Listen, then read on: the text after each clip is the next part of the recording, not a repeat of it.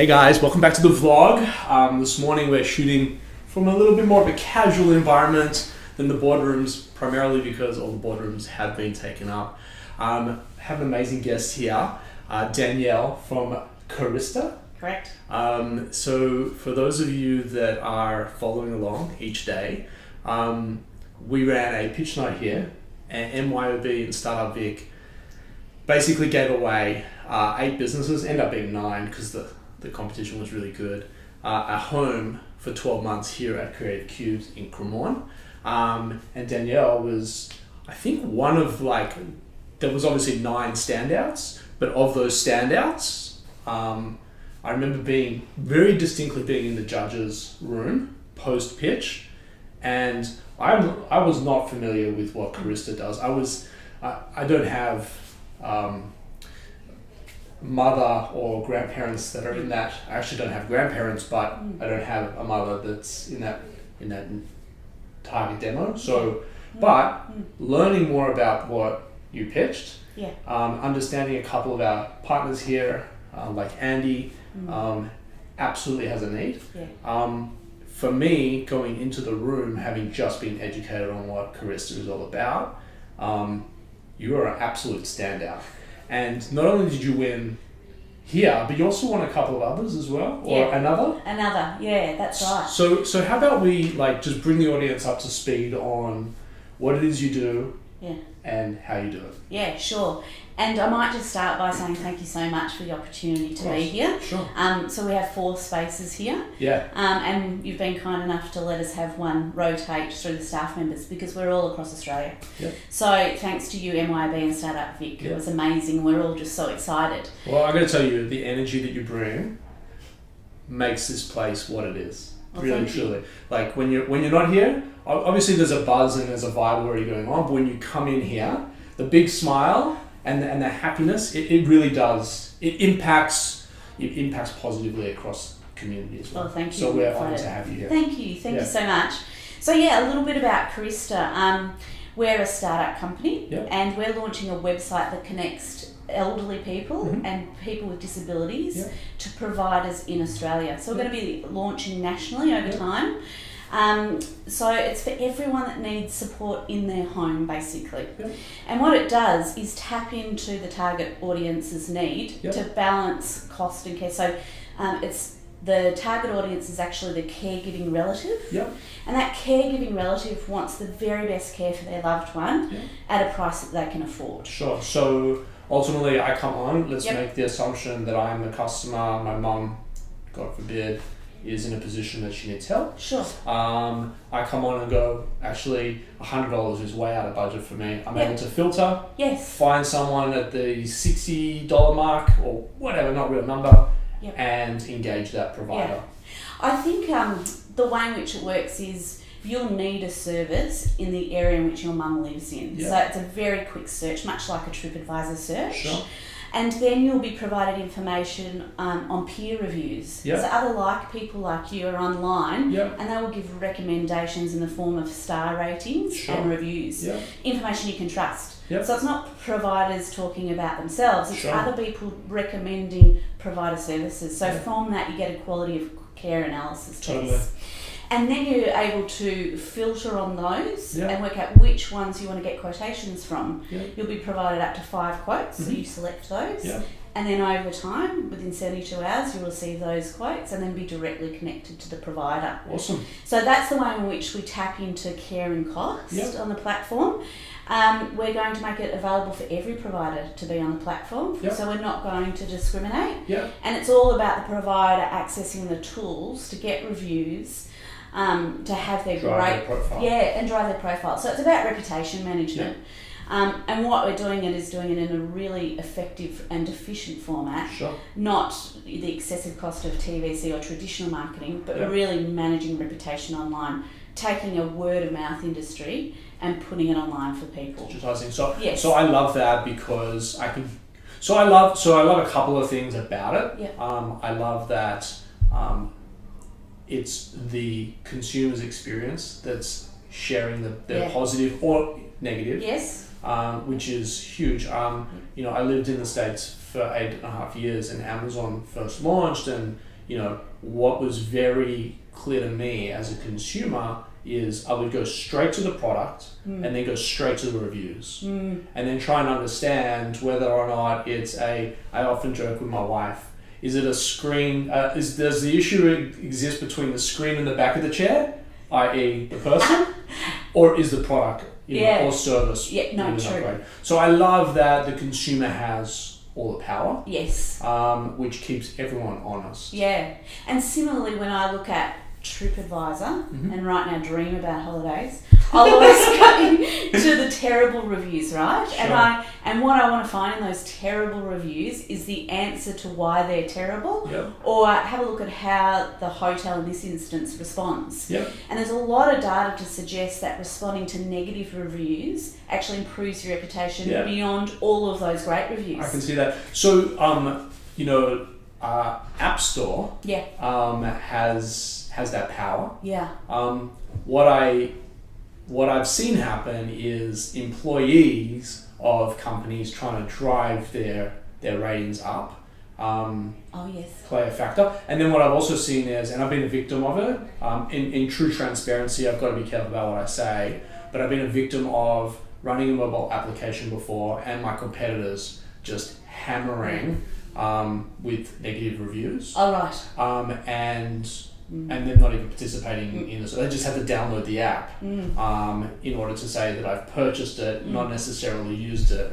We had huge issues in the US with that. Interesting. With my dog walking business. Yes. In the end, the good people win. Yeah, right? yeah, of course. So, but I have been able to respond to those negative reviews in a very professional manner, and the business didn't suffer an ounce of pain. Fantastic. It was just emotional pain because you put your heart and soul into it. I know. So it's very cool. What's very interesting as well, we have a very large audience across multiple disciplines.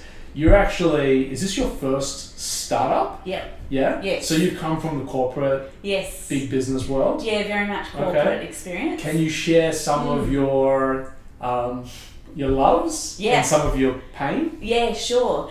I guess the love is the passion for the product. Yeah. And you do go through some pretty rocky times, as you would know. It is pretty tough. Do I look worse for wear? No, you look right, actually, I would say. But it can be really, really rough. But it's that passion for your product and knowing that you're doing the right thing and there's something in it that keeps you going. Yep. And you always have a mindset that you will never, ever give up. Yep. Like, even the rockiest times, we will never give up. Can I ask you just on that? I was in big business for a total of about 18 months and it wasn't for me. No. But that was post-acquisition. I built a startup, exited, joined a phenomenal company, honestly, some of the nicest, good-hearted, genuine people that I've had. But the big business is not for me. And I get out of bed every morning at 4:30 and I go run and clean my head and do a whole bunch of things before the kids wake up. But can I ask you, how is your headspace now in the startup versus corporate in terms of your energy and hunger to get to work? So I'm working all the time. Yeah. My head is spinning all of the time. Sure. And good spinning, exciting, a bit of nervous excitement at times because it is so new. And whilst I worked for some fantastic companies as well in both packaging and healthcare, amazing companies that did so much for me and put me in fantastic roles. Similarly, in this role, I'm creating teams in a general management perspective. But here, there's also that responsibility to our investors, which is different for me. Yep. And I know the passion that they have for the product because they've invested their own hard-earned cash into the business, and that really inspires me. The other point is that the team around us have had a lot of startup experience, and I'm on this accelerated learning path. Well beyond my general management experience in corporate world, and that's got me really excited. The learning is outstanding. I've learnt to raise capital. I've learnt to put a company together. I know how shareholdings work. I know about digital businesses and apps and things like that, things that I never learnt in the corporate world and never had the opportunity. I was guided and mentored. Yep. And whilst I still have that from the team that we have, and in particular Chairman, Philippa, still the learning is just very, very quick, very, very fast and huge. So in the corporate world, I guess you've got a skill set. Yep. And you sort of like dominate this skill set and this area and this discipline and these responsibilities within that. Yes. In the startup world, I feel like those disciplines are like this wide. Yeah. Do you ever think you'll go back to corporate? Do I think I'll go back to corporate? Probably not, I would say. Yeah? Yeah. I'm hoping that, we'll launch with Karista and this will be, a medium to long-term type scenario. We're looking at scaling the business, etc. So there's a lot to come. Yep. But, yeah, I don't know whether I'll ever start a startup again. Sure. But maybe it's just a moment in time because it has been so hectic. But I think that there'll be things that will spin off what we're doing today that will have me really engaged and really busy for the rest of my working years. Good for you. On a personal level, I think I'm unemployable. I think that the skill, and I probably shot myself in the foot then. I may need a job before things don't work out. We've got some vacancies. Oh, I appreciate that. I'm fine. As in, if this does fall over, I'm coming over. But I think and I had a recruiter in here 8 weeks ago. Not for me. He was looking to position me way like last March, before I was even looking to come back to Australia. Yeah.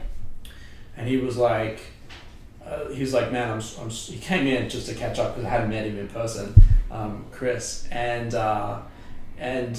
he came in and he's like, man, I'm sorry I wasn't able to help you. I was like, it's not you, buddy. It's me. I don't think I'm employable, and I'll tell you why. It's because, I'm so across marketing, branding, building, employment, financials, legal, everything, and then to put me in one little, hey, I just want you to focus on marketing. Yeah. It's not enough. Like, I've had too much. Yeah. Anyway. I agree. It's across all disciplines, but there's also depth. So you're very high level, and at the same time, you've got to deep dive and be very hands-on. Totally. So it's across everything. It's wide and it's deep. Totally. That is the massive difference. Yeah. But it's quick, and I like the quick, and I can see that in you too. But so you have the ability to be quick. Yeah. Whereas in large corporate businesses, and it's fair, there's it's a bigger business. Sure. The businesses I worked for were billions of dollars. Sure. But in a startup, you can be quick and you can be energetic and you can do an all-nighter and be satisfied with it and still be energetic in the morning. Every month or so. Yeah. So, look, I would say it's completely different. Sure. And it is good to have a bit of a change. I just got to a point in my life where it was time to do something completely different. Yeah. But I still talk to all of those people in the companies I worked for before, and we have an ongoing dialogue. And in fact, some of them are still mentoring me today. That's what it's all about. I think relationships. I've always we had 3 values at my first company, and this has transpired across other companies that I've done as well. But value number 1 was relationships. Yep. Value number 2 was relationships, and value number 3 was relationships. Right. And really, it was the relationships that you're able to cultivate. That open doors, or alternatively close the door for competitors to be able to enter into that door, and hopefully you've done enough, your product and your business and your service have done enough to validate that door being shut to the outside world. So we could talk all day, conscious that we may be boring you. Thank you so much for taking the time to come on the vlog. We will spin this out and see if there's anyone out there that's interested in learning more. I'll put all your credentials and your details, LinkedIn, Facebooks, all your social pages together, your website, so that people can learn more. Thank you so much. Thank you. This is the awkward part of the segment. I'm not sure that Danielle knows this. I go around the back and turn off. You just got to stay here and look pretty. All right? Thanks, guys.